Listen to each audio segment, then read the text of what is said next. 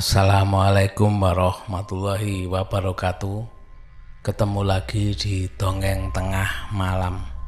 Salam sehat untuk semuanya. Semoga semua selalu dijauhkan dari sakit, penyakit, mara bahaya, ataupun dari serangan virus yang saat ini melanda dunia dan lingkungan kita. Amin. Untuk yang belum subscribe di YouTube ya, jangan lupa subscribe. Jangan lupa juga komentarnya dan like-nya, jangan lupa. Untuk yang di Spotify juga jangan lupa follow untuk cerita-cerita dari Dongeng Tengah Malam selanjutnya. Untuk kali ini saya akan membawakan cerita kiriman dari Mbak Winda. Mbak Winda ini pernah mengirimkan cerita mengenai adiknya yang namanya Mas Nunung. Ini nama Nunung sempat di komentar saya baca dikira cewek ya, ternyata ini Mas Nunung dari adiknya Mbak Winda.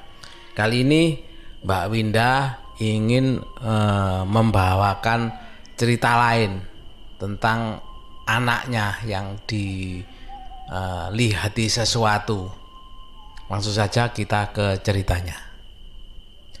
Kali ini Mbak Winda ingin membahas tentang kejadian nyata yang dialami oleh anak laki-lakinya yang bernama Dika. Yang dulu pada waktu cerita yang lalu ya, ini yang kena DBD. Sekarang dah besar, dah SMA ya. Jadi kejadiannya itu sebelum puasa. Malam itu sekitar jam 11 malam ya, itu kan turun hujan lebat. Jadi Mbak Winda ini masih di kafe. Waktu itu Mbak Winda ada usaha di bidang kuliner bersama adiknya yang namanya Nunung ini, yang diceritakan di cerita sebelumnya ya. Karena masih hujan ya, Mbak Winda ini menunggu reda lah hujannya. Karena sebenarnya mau segera pulang, tapi karena hujan ini, akhirnya hujan mulai reda. Mbak Winda ini mulai bersiap-siap untuk pulang. Akhirnya pulanglah ke rumah. Sampai di rumah Mbak Winda ini masih bersih-bersih dulu, bersih-bersih rumahnya. Sampai selesai bersih-bersih, Mbak Winda pun istirahat ya di kursi di rumahnya ya. Jam menunjukkan lebih kurang ya, sekitar hampir jam 1 ya. Tapi anaknya Mbak Winda namanya Dika ini masih belum pulang. Tentu saja sebagai orang tua ya, Mbak Winda juga merasa khawatir. Jam segini kok abang belum pulang, itu istilah manggil anaknya Dika ini biasanya abang. Jam gini kok belum pulang, tanya Mbak Winda ini kepada suaminya. Tapi setelah menanyakan itu beberapa menit kemudian, itu terdengar ada suara motor itu masuk ke halaman menuju garasi di rumahnya Mbak Winda ini. Nah itu dia abang sudah pulang, kata suaminya Mbak Winda. Ya seperti tadi abang itu panggil anaknya di tengah tadi ya. Akhirnya suami pun ke belakang membukakan pintu untuk anaknya. Tapi anaknya ternyata nggak mau masuk, masih tetap di luar. Disuruh masuk pun nggak mau, malah bilang ke ayahnya, suaminya Mbak Winda, apa abang mau tidur di rumahnya Om, katanya Dika. Dan dijawab sama suaminya Mbak Winda, ini udah malam bang, Om kan udah tidur. Jawabnya soalnya tak apa abang udah janji nak tidur sana. Anaknya Mbak Winda kesadaran kan memang bahasanya bahasa Melayu ya, dari sana kan logatnya logat Melayu. Dan akhirnya Mbak Winda pun menjawab, usah bang, udah malam, hujan lagi, emang abang berani? Berani mah, jawab Dika. Akhirnya ya sudah, karena memaksa, Mbak Winda dan suaminya mengizinkan Dika untuk tidur di tempat omnya. Yang dimaksud omnya itu ya adiknya Mbak Winda namanya Mas Nunung ini ya, yang dulu pernah diceritakan. Nah, sekarang ini Mas Nunung ini tinggal di mes perusahaan, jadi sudah nggak tinggal lagi sama Mbak Winda. Lalu pergilah Dika ini naik motor ke tempat omnya, karena tempatnya nggak jauh sih. Nggak lama sampailah Dika di tempat omnya. Rupanya omnya juga belum tidur. Dika manggil-manggil omnya dan omnya langsung keluar membuka pintu. Di luar, karena di luar kan masih gerimis ya. Jadi masuklah Dika ke kamar omnya. Nggak lama, kira-kira 15 menit, Dika bilang sama omnya, "Om, abang mau pipis?" Jawab omnya. Jawab maksudnya iya gitu loh.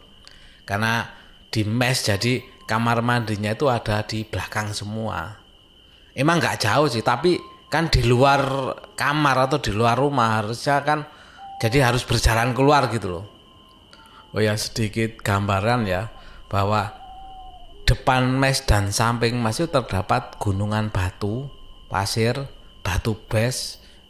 Di mes suasana di mes itu suasana sepi karena tinggalnya itu hanya Mas Nunung ini sendirian.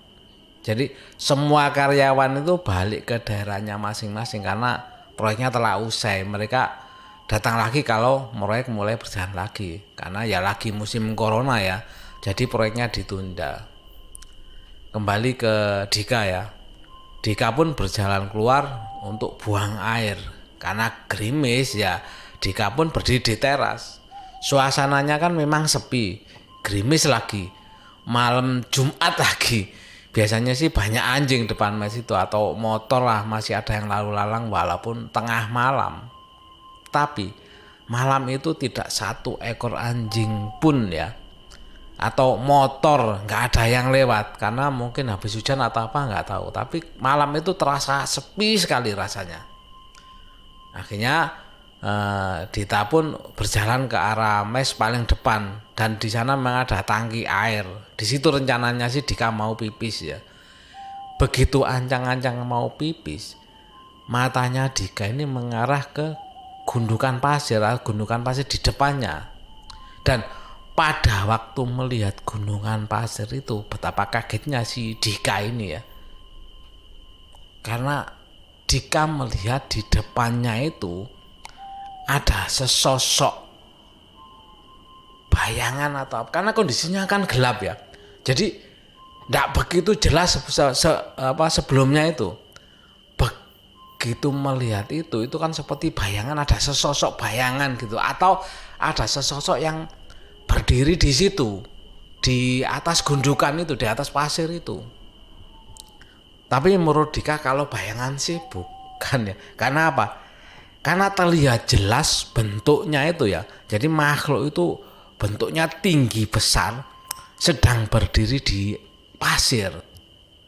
Dan Dika juga dengan jelas katanya itu bahwa matanya makhluk itu memandang ke arah Dika. Tidak tahu perasaan Dika atau gimana. Yang pasti Dika merasa bahwa makhluk itu memandang ke arahnya. Dan matanya makhluk itu katanya berwarna merah. Jadi merah kayak tidak tahu menyala atau karena kan di kegelapan, jadi kan seperti merah menyala seperti itu.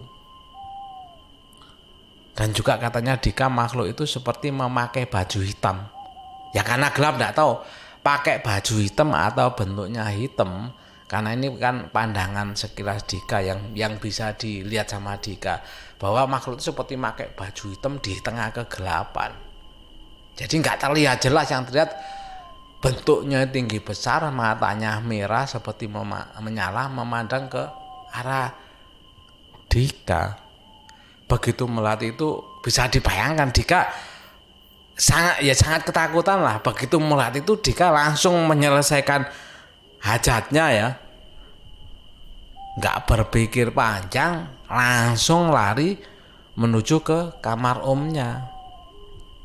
Juga karena rasa takut itu ya, Dika berlari pun sambil teriak-teriak, Om ada orang. Lalu membuka pintu dan berlari ke kamar omnya ya, sambil membanting pintunya karena saking ketakutannya. Ada orang, kata Dika ketakutan.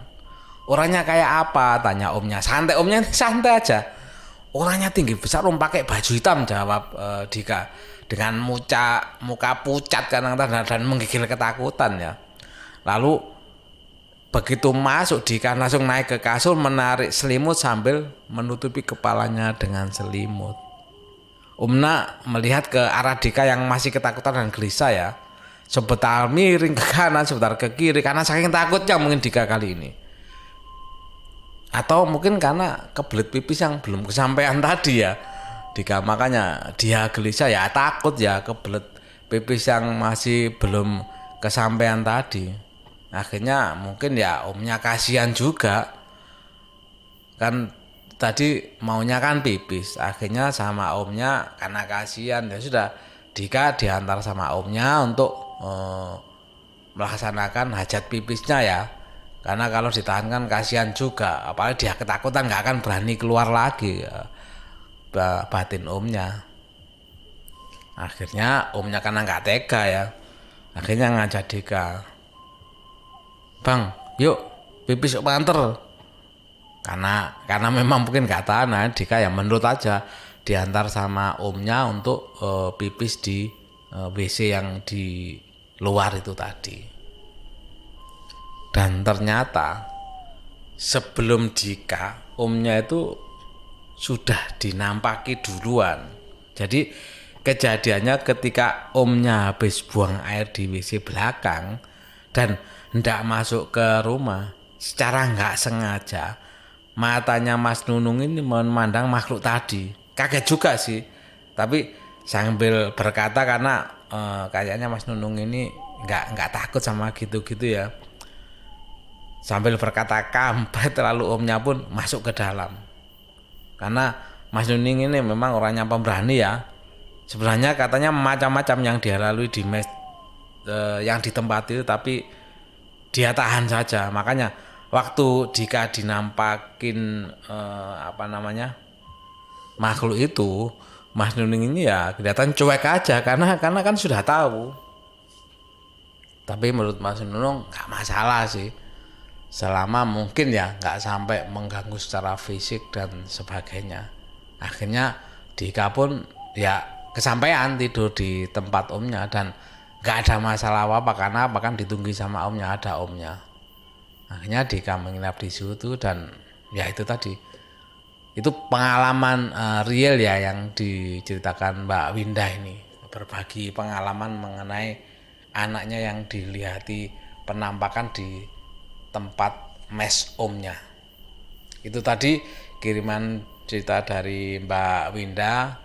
Kalau ada yang mau kirim cerita bisa langsung kirim di dongengtengahmalam@gmail.com ya, di emailnya dongengtengahmalam ya. Oh ya, mohon maaf yang masih belum dibacakan ceritanya, mohon sabar menunggu ya, karena ini kan masih ada beberapa cerita yang harus saya bacakan.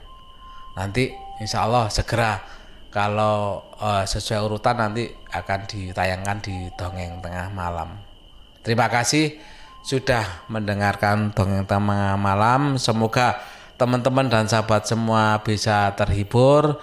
Dan saya Pak D. Alvan mengucapkan sekali lagi terima kasih dan saya akhiri.